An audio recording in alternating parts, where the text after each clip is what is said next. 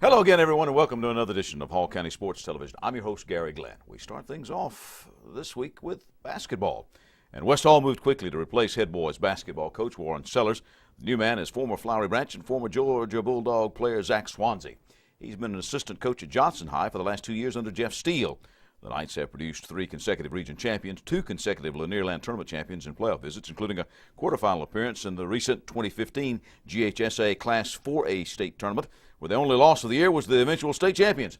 And after a stellar career at Flowery Branch and Dunwoody High, Swansea moved on to Georgia, where he knocked down a buzzer-beating three-pointer to beat Kentucky in the 2008 SEC tournament.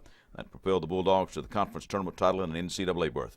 After playing 2 years at the University of Georgia, Swansea transferred to Tennessee Tech, earning a master's degree in physical education there, and we bring to the show the aforementioned Zach Swansea. Zach, thanks for taking time out to be with us. I'm glad to be here. Thanks for having me. Well, first of all, tell me, hey, you had an interesting odyssey in basketball. Yeah. Both in high school and in college. Right. Where you played a little bit for Flowery Branch and a little bit for Dunwoody, and then moved to Georgia and then moved on to Tennessee Tech. So tell me a little bit about your personal background, your personal experience in basketball. You know, just playing from an early age, playing all kinds of sports, you know, basketball, baseball, football, all different types of sports. You know, basketball was the one sport that was always there for me.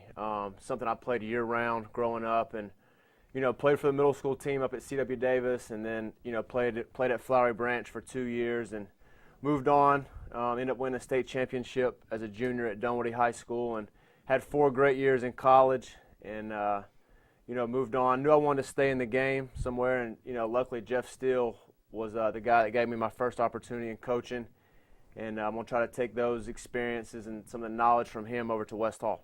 At the University of Georgia now, one of the biggest stages in the country as far as talking about basketball experience in the SEC tournament. It almost had to be a surreal experience. And I think that was the weekend that all the tornadoes came through. All this stuff is going on at the Dome, and you stepping in. And so what's going through your mind when they throw you that ball over there and you know that you've got to do this to win that game? That's a whole bunch of different emotions. I'm sure you didn't hardly think about it, did you? No, you didn't. When you're on a stage like that, it's hard to really think about it. You kind of just get lost in the moment. And it's so funny because a year before that, I was at the SEC tournament watching the games. And then less than a year later, I'm out there performing and you know, hitting a shot to send Georgia to the championship game in the SEC tournament. It was a crazy feeling, and it's something I always remember. So then you transfer to Tennessee Tech. So what goes into the thinking about that? I mean, you've played for an SEC school. Right. And now was it playing time or just a Well, you know, I started the first 26 games my sophomore year at UGA. It's having a good year. We weren't having a good year as a team, but personally I was. Coach Felton, our head coach, got fired midway through our year. So it was just kind of a rebuilding thing. Our whole staff was gone, our assistant coaches. So I just kind of saw it as just a chance for me I had to figure out if I wanted to stay and be part of the rebuilding process for a new coach my last 2 years or go somewhere else. And, you know, decided to go somewhere else at Tennessee Tech and had 2 great years, went to the conference championship both years there and, you know, got my degree and got my master's paid for, which was awesome, and didn't have to pay a penny for that. So I'm thankful for them for that, and then came back home to start my coaching career. When did you know you wanted to be a coach, Zach? I knew early on when I played in high school I wanted to be a coach and everything that comes with it, not just being a coach or a teacher, but also impacting young kids' lives. I didn't really know my opportunity would come this soon. Thankful that it did. You know, Scott Just over at West Hall has had some great conversation with him, and, you know, blessed and thankful for him giving me this opportunity at a young age, and, you know, I'm going to make the most of it.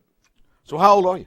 26 years old. 26. Well, you got a little bit of mileage on you, but not much. Yeah. So what's it been like coaching with Steele the last couple of years? Oh, it's been awesome, man. You know, I look at Coach Steele as not only someone that I worked with or worked for, but just someone who's a friend as well. I've known Coach Steele for a really long time, going back to my days at Flowery Branch. And he kind of came in and mentored me, showed me different ways to handle different situations as far as success. You know, it's not always going to be success. We've been fortunate the last couple of years. We went 55-5 the last 2 years at Johnson. So, you know, that which is probably one of the reasons that, you know, I got the West Hall job. Had not a lot, but something to do with developing those guys and hopefully take that winning mentality over to West Hall. What are you going to be teaching over at West Hall? I'm still trying to figure that out. Probably physical education. That's what my degree's in. I know that position's open, so that's probably, as of now, what we'll be doing. What kind of team can we expect to see Zach Swansea put on the court? What's your philosophy? And I know that you've been shaped by all of the people that you played for, all the coaches you've had, and of course under Steele the last couple of years. So what can we expect out of your squad? Well, what you can always expect is we're going to be the hardest working team. We're going to defend and rebound. I think those are the three things that you have to have your core values around. I haven't really had a chance to work with our guys yet, and I plan on doing that after spring break. We'll get in the gym and kind of work on some stuff and kind of see what our strengths and weaknesses are over at West Hall. I think there's a lot of talent over there that just hasn't been developed, and so I'm going to go over there and do that, and I'll figure out a system that's going to fit West Hall basketball in a way to make those kids successful. Have you had a chance to meet some of the kids and so on? Yeah, I have. I went over there last week, met with the parents, had a great turnout. It was kind of a last-minute thing. We announced that we would have a meeting over there, and I was kind of just expecting a few kids there. I know some guys are playing different sports, and there's probably 12 or 14 guys there, a lot of parents, a lot of support from teachers and football coaches were there. It was great. It was a great turnout. Had some good conversations, and the kids are hungry. Ready to get going. Well, of course, they had a down year last year, and that kind of makes you hungry a little bit, doesn't it, huh? Yeah, it does. When you only win 3 games, that's tough. It's a tough pill to swallow. But the bright side is that there's nowhere to go but up. So that's what we're going to do: get over there and get in the gym and start working. Well, I find now that they've had some success in the football program. It looks like the programs over there are working together a lot. Can you feel that? Yeah, I definitely see that. Coach Lai, the football coach over there, he's kind of the same situation I was a few years back. I mean, he built that football program from the bottom to the top, where now they're going to the state tournament every year, and the same with baseball. So that's what I'm going to do: get over there. There's a lot of good athletes in that school. We just got to get in there and develop them. All right, Zach. Reasonable goals for this year. I always say that. You always want to win them all. Right, of course. But you don't say, well, we're going to just concede this game, but you got to say winning record. Take it from there, huh? Definitely winning record. And I told these guys, and I asked them when I had met with them, how many of you played in the state tournament before? And there wasn't one person there that raised their hand. And looking at the talent that I see, and looking at our schedule, the region we play in, I think that's a very realistic goal, is to go to play in the state tournament. How many games we win, I don't know the answer to that. And a lot of that has to do with those kids, the time and the work that they put in, the spring and the summer. But I'm going to do everything I can to make it as successful a year as possible, and I fully expect to be playing in the state tournament next year. Well, I always told the kids that I coached, I said, I want you to be whatever athlete I was coaching, football, wrestling, whatever it was, but I said, I want you to be good athletes, but I really want you to be better people. Right. And that's the bottom line for high school athletes. Yeah. Have fun, but try to do that to become a better person. Do it the right way, and that's right. And I preach the same thing, man. You have to stay on top of your grades. That's the key thing, because if you don't have your education, you can't do anything in life the way it is now. And that's the first thing that I preach to them is we got to have our grades, and we got to work on becoming better people. And if you do that, you'll be successful in the basketball court. And in that order, we're going to do a lot of community service, feeding back, going back and spending time with the middle school, the elementary schools that feed in there, because I think that's where your program is. Eventually, those are the kids that are going to be in our program. And these groups of guys that are at West Hall now are going to be the mold for that these guys look up to. So we're going to do all that. We're going to do everything it takes to bring West Hall back on the map. All right, Zach, thanks for your time. Thank you, sir. Appreciate it. Good luck with the Spartans. Thank you, buddy. When you go back over to Johnson, tell Steele I said hello. I'll tell him. I will. Thank you, sir. Zach Swansea, now an assistant at Johnson. He'll be the head boys basketball coach coming up at West Hall. Well, we've got some news from the Diamond and the Pitch when we return.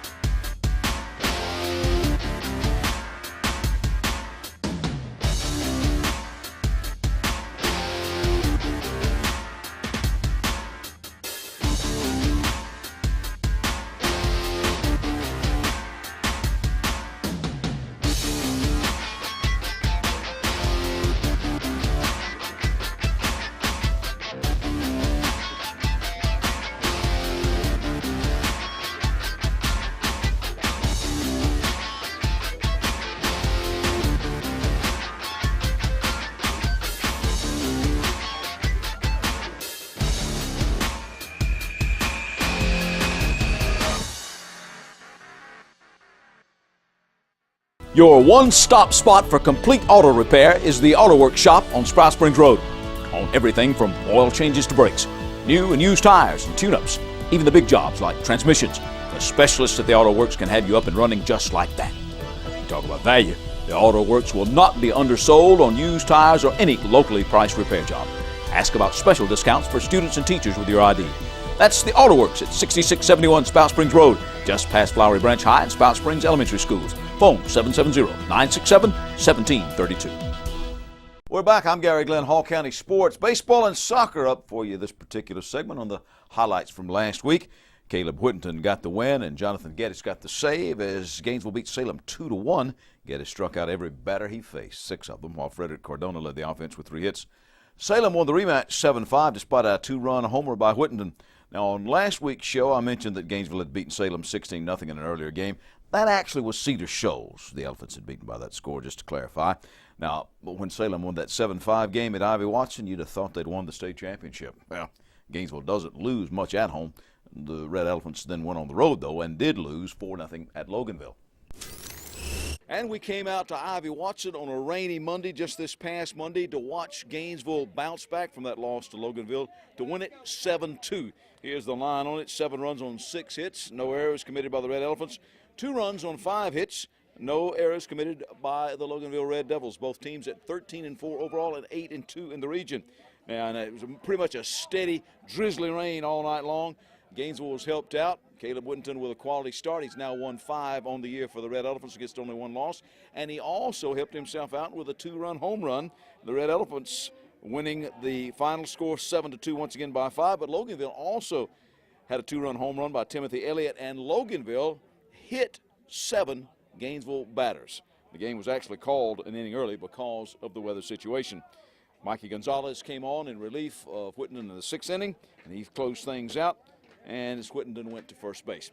After the game, we had a chance to talk with the head coach of the Red Elephants, Jeremy Kemp, as well as Caleb Whittington and Mikey Gonzalez. We all met on the mound and had a prayer. So Eli Ligon, the young middle schooler battling nasal cancer, does it do anything to the team to know they're playing for a benefit like this? They do. They love for the kids to come out here, and you know, that's not a Gainesville baseball thing. That's not even a Gainesville high school thing. That's a Gainesville community, and you know, North Hall, Gainesville, Lakeview, all of us are in it. The other Hall County schools, we're all in this, and you know, anytime you can help a kid out, we want to do it. And Eli's a great kid, and he loves baseball, and he loves Alabama football and Blake Sims. So it's kind of neat for Blake Sims to be here to catch his first pitch. So yeah, and he threw a strike too, didn't he? Yeah, Blake was nervous he was going to throw one in the dirt, and he threw a great pitch. I think it was a strike outside corner, so it was good. How big is this win? It's huge. It puts us.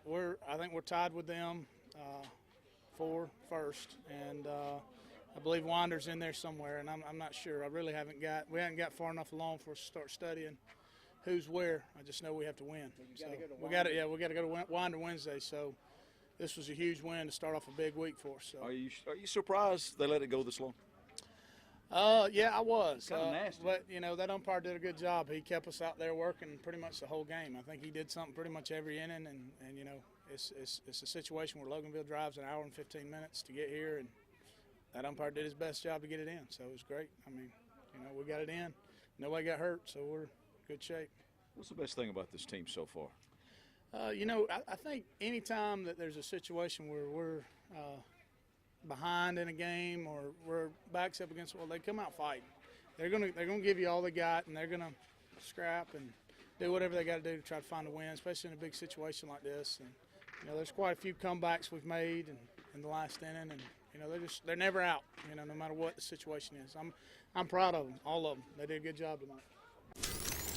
Talk to us about the home run. What does that do for you? As a starter, you know. It's a real big confidence boost both for me and my team. It gets us ahead in the game and gets you up in the dugout and everything. It's a real big confidence boost. Your 9th one of the year, right? Yes, sir. Now, are you looking to hit it out when you come up there almost every time? No, sir. I'm just looking to hit the ball solid. And again, what does this do for you now? Seeing as how you had a couple of losses in the region, this one was big, wasn't it? It was very big. It keeps us ahead in the region, lets us control our own destiny. It lets us play our type of ball, and if we play well, we can definitely do well. Like think I asked you this before, but tell me again, what did you like the best about this team right here, Caleb, about all your teammates?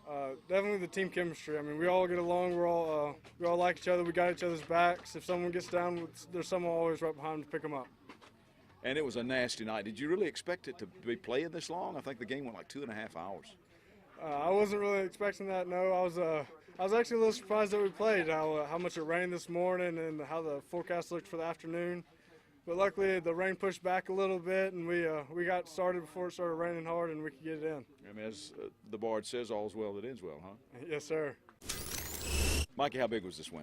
This one was big. I mean, losing 2 in a row, I mean, for us, that really doesn't happen much. So it was really big for us to bounce back and get tied for first place in the region. We got two big cities coming up now. But as Caleb says, you sort of control your own destiny down, don't you? Yes, sir. Yes, sir. I mean, for sure. If we win out, we should control our own destiny and have home field advantage and be that 1 seed in the region. What's it mean to come into the game late like you did, knowing Caleb has pitched awfully well and helped himself out with a home run? Mm-hmm. I mean that's big. I mean, we trust Caleb up there pitching. I mean, he's a big guy's gonna hit some big home runs for us. I mean, him coming in hard stuff. I mean, throwing probably 90, and me coming into slow stuff really gets teams off balance like that. What do you like the best about this team so far, Mikey? I mean, I think I heard Caleb say it just. We're not selfish at all. We trust each other. Even if someone's not used to being in that position, we trust them to make the big play and get the big hit. Good luck the rest of the way. Yes, sir. Thank you. East Hall took a 6-1 win over Dawson County for their 5th straight win last week. Eli Stewart went into the 7th to pick up that win. Jonah Crocker came on to get the last out with the bases loaded. Crocker earlier had hit a double, scored, and also smacked out a 2-run homer, which cleared the left field fence. East Hall's Jack Hagwood drove in the game in a 4-3 rally win over Lumpkin County. Then he picked up the save. Hagwood's RBI double brought home Jeremy Walls. Jonah Crocker struck out 6 in getting the win. And East Hall's hot streak continued as the Vikes beat Franklin County 8-3. It was the Vikings' 7th straight win and the Lions' first region loss. Crocker had a 2-run home run. Ronnie Peebles had a single and a couple of RBI, and Cole Smith drove in 2 with a double. Chestatee beat White County 8-7 as they came from behind to score 4 runs in the 7th, while North Hall beat Stevens County 8-3 behind 2 hits and 4 RBI by Corbin Llewellyn. Aaron Miles also had 2 hits along with Drew Coker. Miles also pitched 2 1/3 innings in relief of starter and winner Drew Atha. Trojans also had losses to Buford last week, a 3-2 extra inning game and a 6-0 shutout by the Wolves. Riverside's Cole Garcia hit a double, had 4 RBI and scored twice, and Ben Walker smacked a couple of doubles, had an RBI and scored twice as the Eagles thumped Tallulah Falls 15-0. Michael Spikes was 2 for 3 with 2 RBI and a run scored, while Joshua Kreitzer had a double, a pair of RBI and a run scored, and Sean Allison pitched the win. Flowery Branch's Steven Skeggs did it all for the Falcons in a 5-2 win over Appalachia. Not only did he get the win, he helped himself out by going 3 for 3 with a double and an RBI. Trey Groves was 2 for 3 with an RBI, and Mark Kilcoyne hit a homer as he went 1 for 3.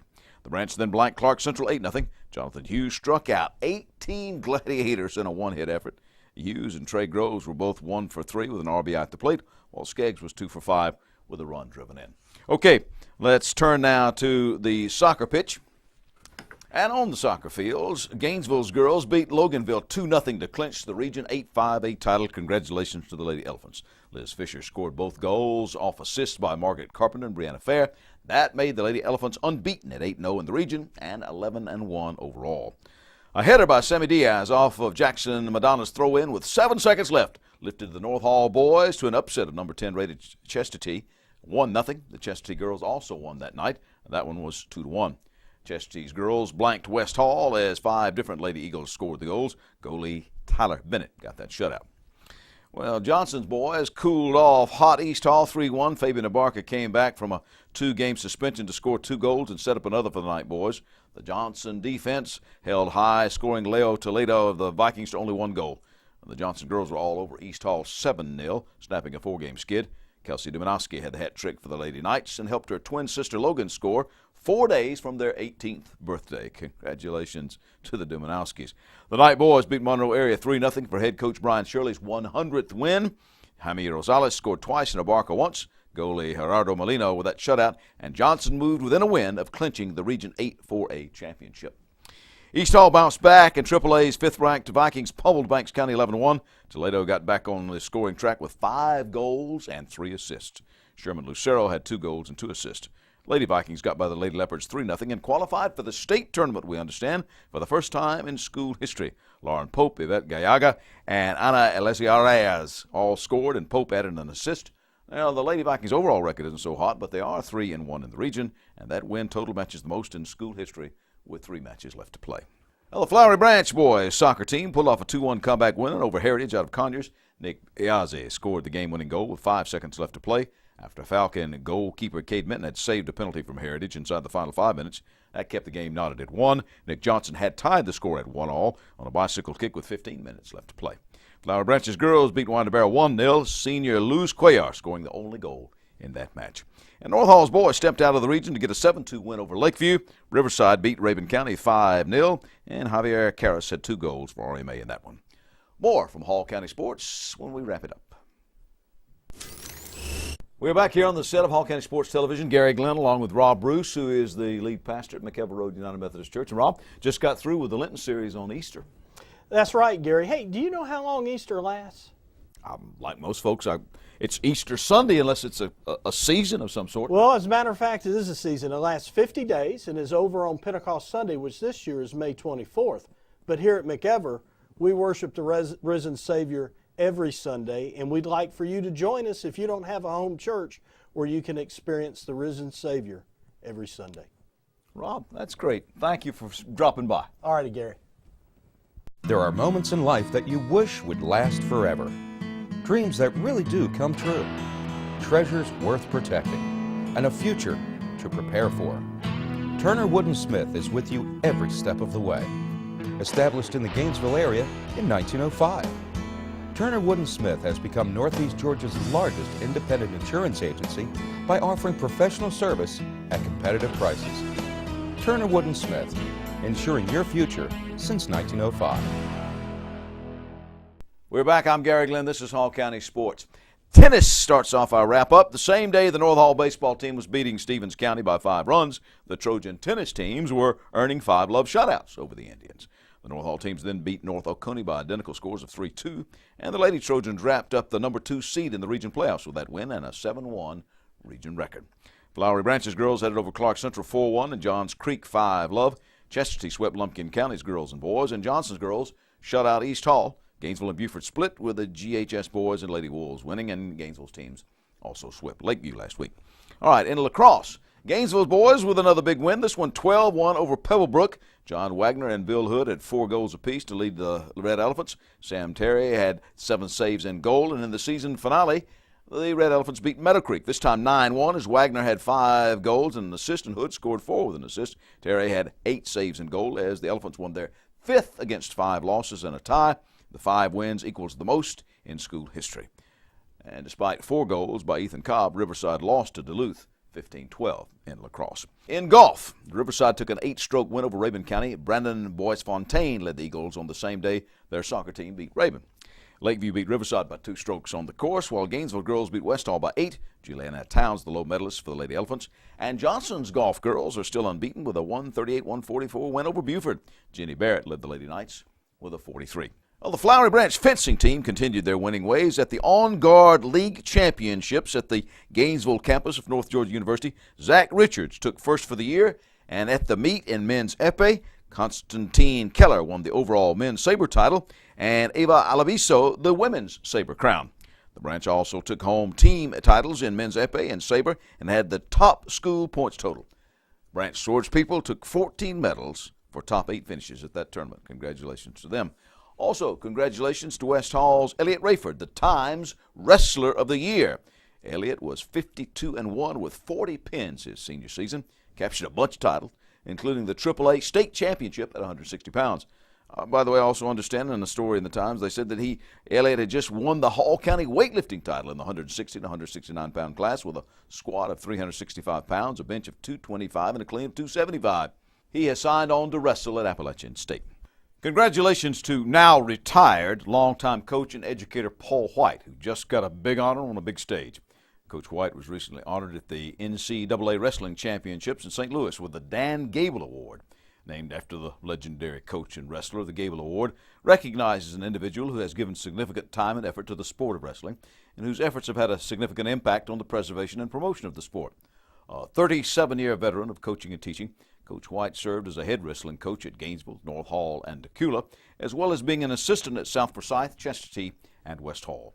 He has served the National Wrestling Coaching Association as a state representative, a sectional rep, and NWCA board member.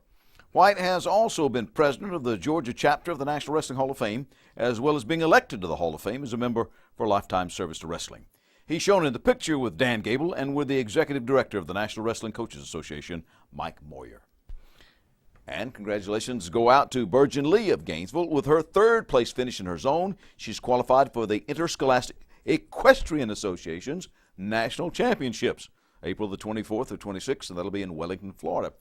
Virgin is a student at Georgia Cyber Academy and trains 6 days a week at Hillmar Farms in Gainesville. I understand that she is the youngest rider from Hillmar to make the national finals cut. Good luck to her. University of Georgia Athletic Director Greg McGarity was in town recently to speak to the Gainesville Kiwanis Club. Among other things, he told them he was pleased with the performance of the football and men's basketball programs under Mark Richt and Mark Fox, respectively. And he also said there was no immediate timetable to replace recently retired women's coach Andy Landers, one of the all-time greats in that sport, although they would like to make a move as soon as possible. As far as the overall athletic program at UGA, McGarity said they were all right.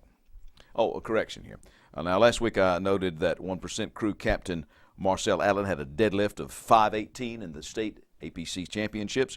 It was actually 280 kilograms, or 617.29 pounds. I had his total of 1592.82 pounds right. Just the deadlift got off for some reason. Apologies to Marcel, but he won anyway. Also, there was a big regatta recently at the Lake Lanier Olympic venue. The 29th annual John Hunter Regatta matched rowers from various high schools and colleges. That event hosted by clubs from Georgia Tech and St. Andrews in conjunction with the Lake Lanier Rowing Club. Okay, and finally, for you runners, the 4th annual Hall County Schools Fit Families 5K, again, let me remind you, it'll take place on Saturday, April the 25th. That'll be held at Laurel Park.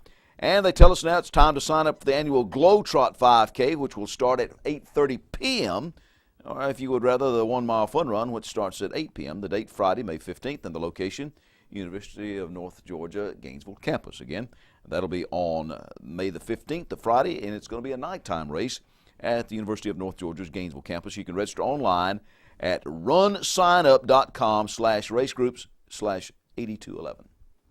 There you go. That's our show for this week. Join us next week right here for more Hall County Sports. I'm Gary Glenn.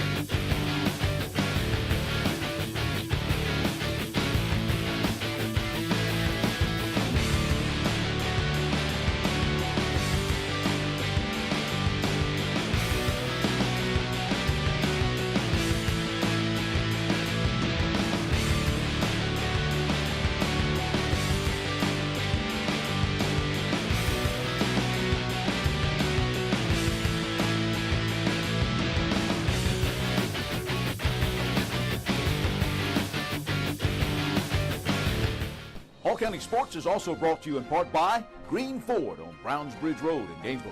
Check out the latest deals, and remember, when you go Green Ford. By Turner Wood & Smith, serving the insurance needs of our area for over 100 years. And by McKever Road United Methodist Church on McKever Road in Oakwood. Loving Christ, loving people, and helping people love Christ.